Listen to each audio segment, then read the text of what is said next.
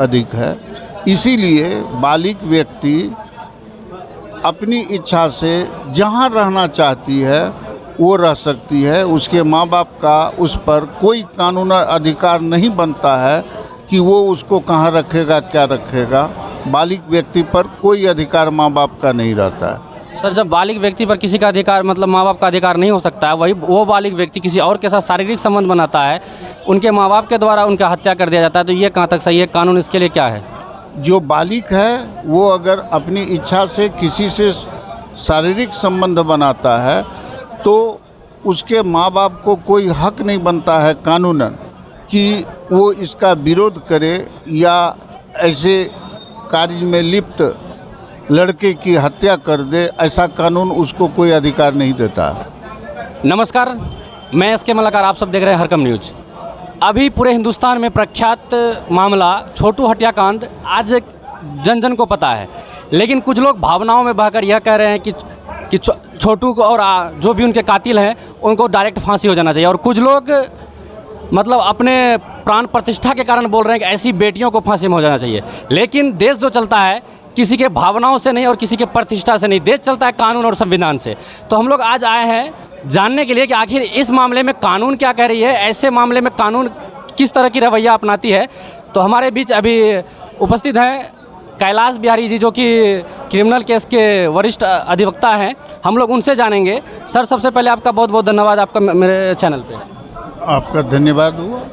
तो सर, ये जो छोटू हत्याकांड है, जो इसके विषय में अभी पूरा देश में इसकी चर्चा चल रही है, सर इस तरह के केस जो भी बयानबाजी चल रहा है, इस तरह के केस कोर्ट में कितने समय के लिए टिक सकता है, और ये जो कहाँ तक लगता है कि ये केस के जो भी मतलब क्रिमिनल लोग जो भी इसके ये हैं, तो उनको क्या सज़ा मिल सकता है? सर देखिए, जैसा कि न्यूज़ के माध्यम से सुनने में इस हत्याकांड के विषय की जानकारी हम लोगों को भी हुई है, अखबार में भी पढ़ा है और यूट्यूब चैनल वगैरह सब पर भी रन कर रहा है ये सब न्यूज़। इसके आधार पर तो जो लास्ट व्यक्ति उस कमरा में थे जहां पर मृतक की हत्या की गई है, वही उस हत्या के लिए कानून के नज़र में दोषी हैं, और 302 के लिए जो प्रावधान है सज़ा का, जिसमें अधिकतम फांसी की सज़ा है, रेयरेस्ट ऑफ रेयर केस कहा जाता है, नेचर ऑफ मर्डर कहा जाएगा कि किस तरह का उसको आघात पहुंचाया गया है। जो मृतक है उसके प्राण जाने में उसे कितना शारीरिक मानसिक कष्ट हुआ होगा, उसी को एसेस करते हुए उसका केस का निर्धारण होता है कि ये हत्या रेयरेस्ट ऑफ रेयर केस में आता है या नहीं। अगर रेयरेस्ट ऑफ रेयर केस में आता है तो उसमें फांसी का प्रावधान है, अन्यथा आजीवन कारावास का, कम से कम आजीवन कारावास का ऐसे कांड में प्रावधान होता है। जैसे सर ऐसे मतलब मर्डर केस पे उस जगह के सबूतों को पुलिस के द्वारा इकट्ठा ना करना और उस जगह को खुला छोड़ देना, उसमें मीडिया वाले जो भी आते हैं वहाँ पे चले जाते हैं, कहीं ना कहीं वहाँ सबूतों के साथ छेड़खानी होगी। अगर बाद में अगर सबूतों की ज़रूरत पड़ेगा तो क्या लगता है कि ऐसे मामले में पुलिस को कितनी सख्ती अपनानी चाहिए, और पुलिस ने नहीं अपनाई है तो कोर्ट के द्वारा इसके लिए पुलिस के ऊपर क्या कानूनी कार्रवाई हो सकती है? देखिए, इस तरह का जहाँ पर कोई अपराध होता है तो जब पुलिस घटना स्थल पर पहुँचती है तो पहला उसका काम होता है कि घटना स्थल पर जो भी वस्तु संदिग्ध है, किसी वस्तु पर अगर खून का दाग है यानी किसी प्रकार का दाग है जो देखने से लगे कि इसका उपयोग इस हत्या में किया गया हो, तो पुलिस को तुरंत उस सामान को सीज कर लेना होगा, या फिंगरप्रिंट वगैरह अगर वहाँ है दीवार पर, दरवाज़ा पर, या कोई बिछावन, बेड वगैरह कुछ भी है, तो उससे उसको फोटोग्राफी के जरिया उसका फिंगरप्रिंट देन एंड देयर ले लेना होगा, ताकि बाद में अनुसंधान के दौरान अगर ज़रूरत पड़े कि जो सस्पेक्ट अपराधी उस केस में पकड़े जाते हैं तो उनके फिंगरप्रिंट से उस वस्तु के फिंगरप्रिंट को मैच कराया जाए, ताकि न्यायालय में जब केस चले तो सबूत मजबूत हो और सही अपराधी को सज़ा मिले। अभी तक पुलिस ने मतलब ऐसा काम नहीं किया, तो क्या लगता है पुलिस के ऊपर भी कानूनी कार्रवाई हो सकती है? अगर पुलिस ऐसे वस्तु को सीज नहीं करती है तो ये पुलिस के द्वारा अनुसंधान में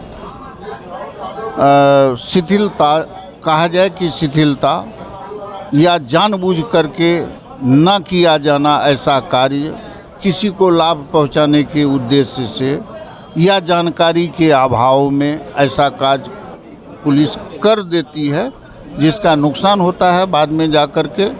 बहुत सा ऐसा सबूत होता है जो एकमात्र सबूत जो हो जाता है किसी भी व्यक्ति को अपराधी साबित करने में, ऐसे बहुत महत्वपूर्ण सबूत के अभाव में अपराधी छूट जाते हैं। जैसे सर एक सबसे बड़ा सवाल कि बिन ब्याही विधवा आरती कह रही है, मैं मतलब छोटू की विधवा बनकर रहूँगी, ये बताइए कि कानूनन तौर पर, कानूनी तौर पर इसको कितना मान्यता मिल सकता है कि बिन ब्याही विधवा हो सकती है या नहीं, और इनको कानून मान्यता देता है या नहीं?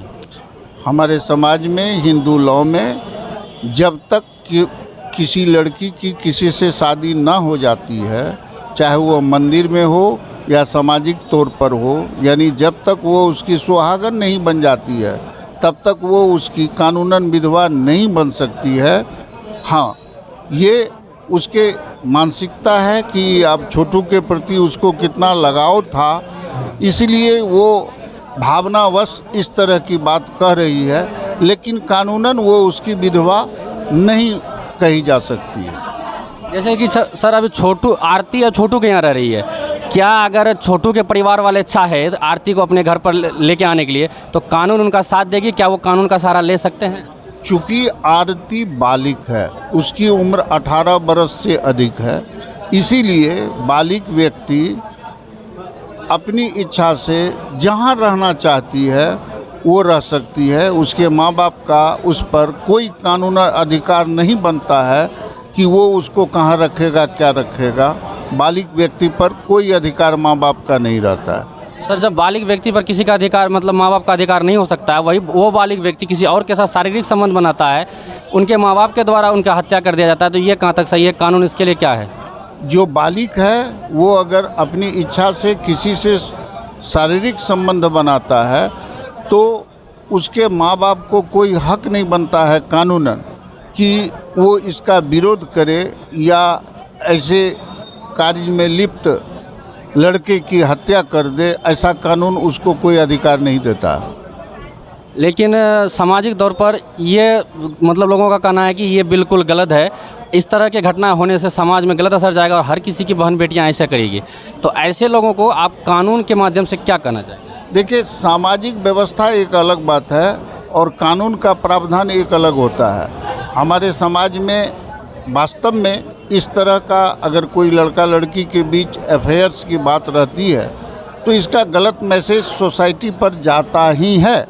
तो ऐसे में दोनों पक्ष के जो गार्जियन हैं उनको चाहिए कि जितना पूर्व में हो इसका एक स्थायी निदान कर दिया जाए ताकि ये मैसेज सोसाइटी पर नहीं जाए और इस तरह से ऑनर किलिंग की परिस्थिति उत्पन्न ना हो।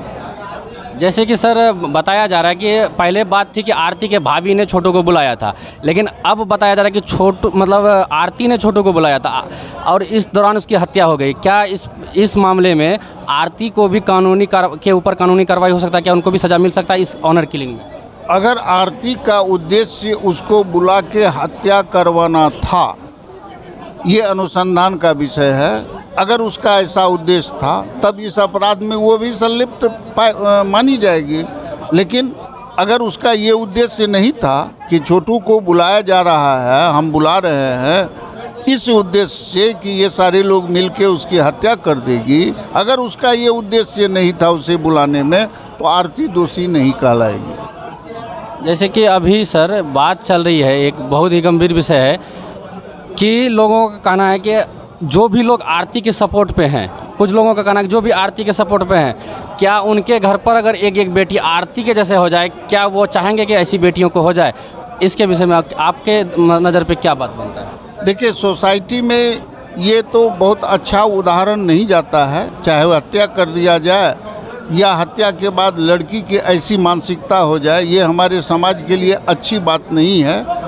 इसीलिए इसके सपोर्ट में या इसके विरोध में आने का सवाल नहीं उठता है। सवाल ये उठता है कि अगर उसकी हत्या की गई है तो जो व्यक्ति उसका हत्या किया है उसे जो कानून में सज़ा का प्रावधान है वो मिलना चाहिए।